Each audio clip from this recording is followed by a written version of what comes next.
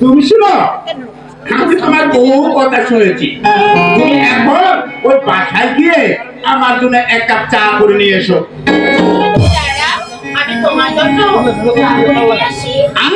আচ্ছা, ততক্ষণে আমি একটু আরাম করি।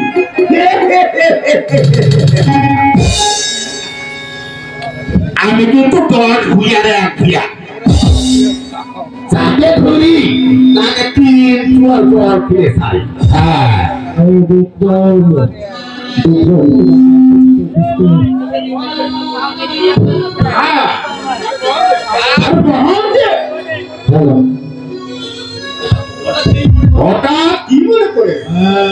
বন্ধু, তোমাকে খুঁজতে অনেক জায়গায় গিয়েছি, কিন্তু কোথাও না পেয়ে তোমার বাড়িতে আসতে বাধ্য হলাম। কিন্তু বন্ধু, বিশেষ করে জন্য এসেছি আমাকে কিছু প্রকাশ করে দিতে হবে। কারণ আমি জেনেছি তোমার সকল শাহবাবুর খুব সুসম্পর্ক রয়েছে, তাই তো আমার হয়ে ওই শাহবাবুর কাছে তোমাকে যেতে হবে। আর আমার ওই বিলের তার যে জমি ছিল সেই জমিটা বিক্রি করে দিতে হবে। শোনো বাবা, এই যে তোমার 10 কাঠা জমি, এছাড়া কিন্তু তোমার নেই। তবে পরবর্তী তুমি কি করবে? আমি সেটা দিয়ে ব্যবসা করে আমি ভেবেছি দিন ভালোভাবে কেটে যাবে। কারণ যদি জমি বিক্রি না করবে, তোমাদের কাছে যে টাকা আমি ভেবেছি আমার টাকা জোগাড় করার মতো কোনো ব্যবস্থা নেই। তাই তো ভেবেছি সেই জমি বিক্রি করে মোটা করে তবে ঠিক আছে, আমি জমিদার বাবুর কাছে গিয়ে তোমার জমিনের কথা আলোচনা করবো। তবে দেরি নয় বন্ধু, আমার মতো দেরি সহ্য হচ্ছে না। চলে এসো, ওই বাবুর কাছে নিয়ে যাও। তাই চলে এসো। তবে ঠিক আছে, চলো। আমার কাজ যাকে ধরি তাকে 3 চুর জল খেলে দিই।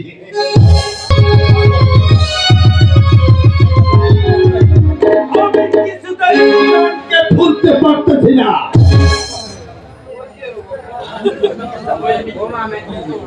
ওই বিক্রমকে বললাম জুয়া খেলা শিখাতে, সে যে কতটুকু জুয়া খেলা শিখাচ্ছে তাই এখন কোনোদিন রেজাল্ট পেলাম না। নমস্কার রে বাবু। তোমার নমস্কার পেয়েছি মন। আর হঠাৎ কি মনে করে? এসেছি আপনার কাছে বাবু। আমার মোটামুটি কিছু সমস্যার কারণে হাঁটছি শুনল, তাই আমার কিছু টাকার প্রয়োজনের কারণে আমি ভেবেছি ওই বিলের দাদা আপনার জমির জন্য আমার জমিগুলো রয়েছে, সেই জমিটা আমি বিক্রি করে দিতে চাচ্ছিলাম। আরে কিন্তু এই মুহূর্তে আমার হাতে দেখলো পয়সা করি নেই। ভেবে দেখুন বাবু, ভেবে দেখুন আপনার জমির সাথে যদি অন্য কেউ নিয়ে যায়, ওরা সব কিছু পরে আপনার সাথে লেগেই থাকবে। তা ঠিক বলেছ। এই কবে কত টাকা দিতে হবে? আমি আমার বন্ধু বিক্রমকে বলেছি যা তুমি আপনার সাথে তার সুসম্পর্ক রয়েছে, তার সাথে মোটামুটি না আমি বলে দিয়েছি আমার 10 বিঘে জমি, যাহা তো ওই বালুচরের জমি, তাই তো 10 লক্ষ টাকা দিয়ে বলেছি। 10 লক্ষ টাকা হানুদা বলেছে বাবু। তবে আমি ওই বালুচরের জমি 10 লক্ষ টাকা কিছুতেই কিনতে পারবো না। তবে কি আপনি আমার জমি এমনিতেই নিতে চান? আরে তোমার জমি আমি এমনিতে নিতে পারছি না, উচিত মূল্য দিয়ে তোমার জমি আমি। হ্যাঁ বলুন আপনি কত দিতে পারবেন? আর তোমার জমিতে আমি 5 লক্ষ টাকা দেবো। একবার উচিত দাম বলেছি। তুমি বলছো বন্ধু, তুমি বলছো? কিন্তু জমি আমি আপনাকে দিয়ে দিলাম, কিন্তু টাকাটা আমার রাজি লাগবে। তাহলে বন্ড কিনে এখানে বসো, আমি টাকা এখানে নিয়ে আসতে পারি। ঠিক আছে, আমরা এখানে রয়েছি। আমি কি ভুল করছি? আমি কি ভুল করেছি বন্ধু? আমি কিরণকে বলেছিলাম হিরণ তোমারই মতো বলেছিল ওই জমি বিক্রি করার প্রয়োজন নেই। কমলাও ঠিক কথা বলেছিল, কিন্তু তুমি তো সেদিকে বলেছিলে যে বড় প্রাণ একটি হবে, কিন্তু সিদ্ধান্ত দিল আমার হাতে তো কোনো টাকা পয়সা নেই, তাই তো আমি সেই সিদ্ধান্ত নিতে বাধ্য হয়েছি। একবারে সঠিক সিদ্ধান্ত নিয়েছে। তাই বলেন বাবু, ওই মহলকে বুঝিয়ে বলছো তো?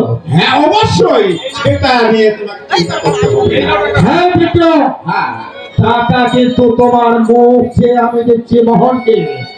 কোনো চিন্তা আর করতে হবে না। জমিটা যেন ভালোভাবে এস্টেটটা অবশ্যই অবশ্যই আর নইলে মোহন যদি এস্টেটটা যদি কোনো বিকল্প ঘটনা ঘটতে চাও, তাহলে মোহন তোমাকে আমি ছাড়বো না।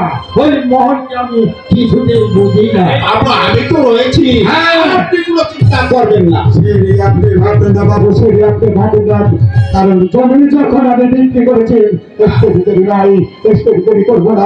আপনি হেড থাকুন, আপনি তার টাকা দিয়ে দিলে আগামীকাল আপনার আমি জমি এক্সপেরি করে দিয়ে দেবো। এবারে ঠিক ওই বিক্রম, ওই মোহনকে 5 লক্ষ টাকা তুমি বুঝিয়ে দাও। আচ্ছা ঠিক আছে। কবে এস্টেটটা কবে হবে? আগামীকালই বলেছি, আপনি রেডি থাকবেন, আগামীকালই আপনার জমি আমি এক্সপেরি করে দেবো। বাস, এর মধ্যে আর কোনো কথাই নেই।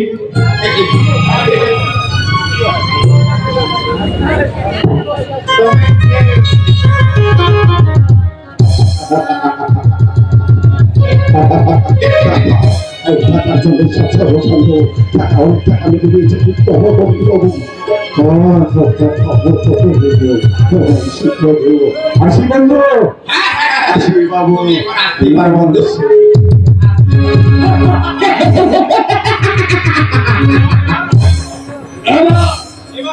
এবার আমি দেখবো ওই তোমার সুন্দর কিরণকে এভাবে আটকে রাখো। এবার দেখবো। আর বিক্রম, তোমার বুদ্ধির কাছে সবই হার মানে। অবশ্যই তবে আপনার তো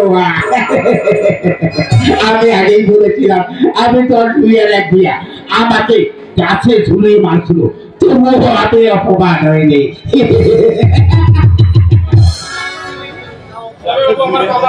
তবে বাবু আমার পাওনাটা বিক্রম, তোমার আবার কিসের পাওনা বিক্রম? আমার পাওনা মানে 10 লক্ষ টাকার জমি 5 লক্ষ টাকায় আমি তো দিলাম। আমার এখানে পাওনা নেই বাবু। ও মানে বুঝেছি বিক্রম। আরে সে এইভাবে বলতে হবে। ও তাই নাকি? তবে তাহলে এটা দাঁড়ালি নয় বাবু, এটা দাঁড়ালি নয়, এটা দাঁড়ালি। আর কত টাকা দিতে হবে বিক্রম?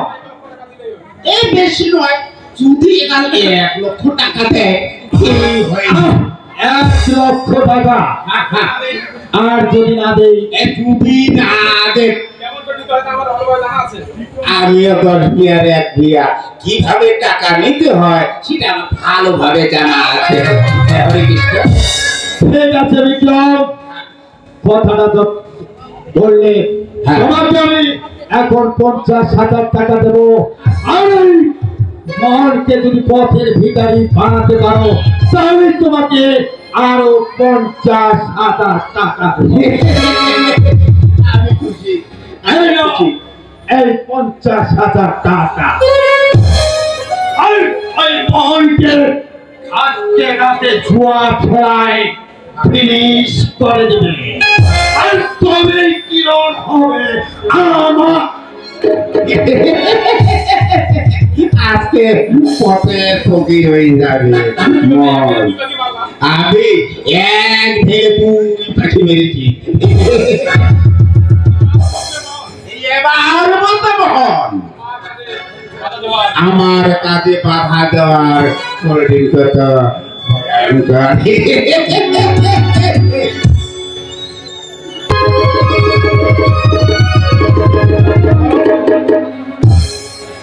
মোহন, গতকালকে লক্ষ টাকা জমি বিক্রি করেছে, তাই আজকে জুয়া খেলার কথা। তাই যে ভালো হয় তার টাকা নিয়ে আমাদেরকে মেরে নিতে হবে। আর আমাদের হচ্ছে লাইন কামাই করার অত্যাচার।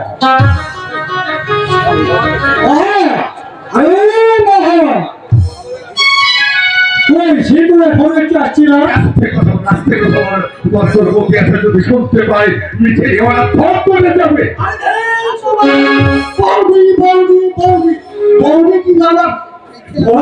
হয়েছে নাকি?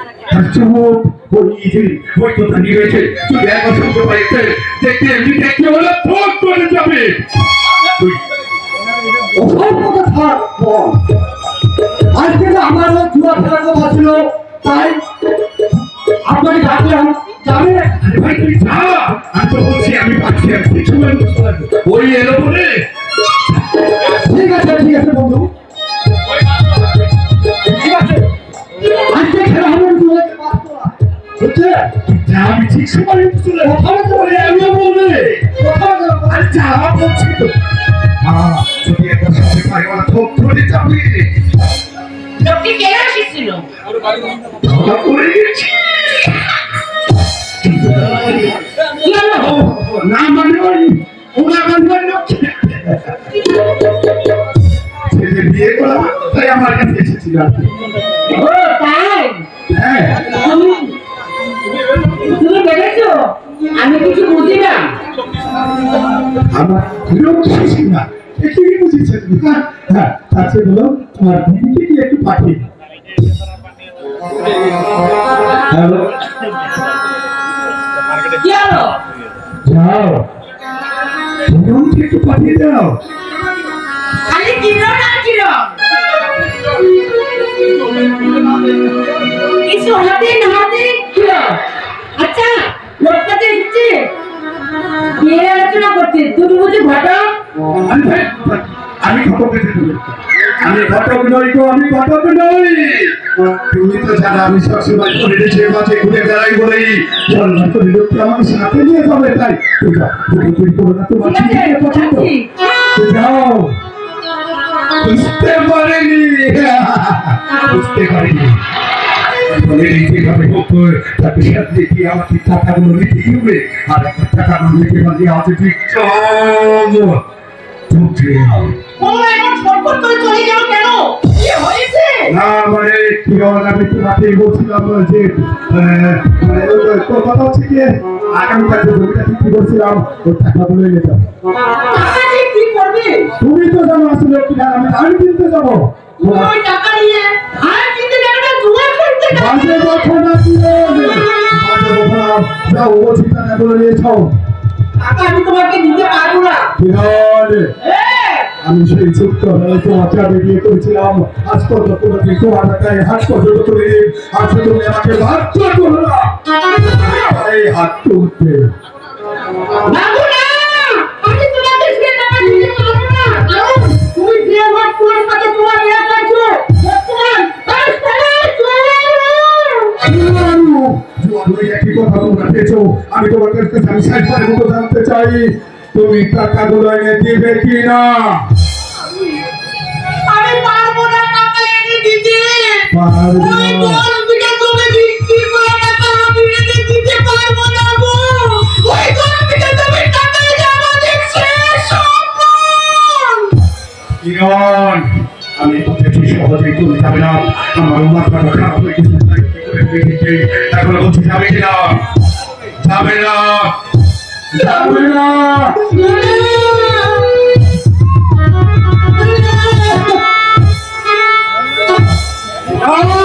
এখন বলছি আমাকে টাকা তুলে দিত।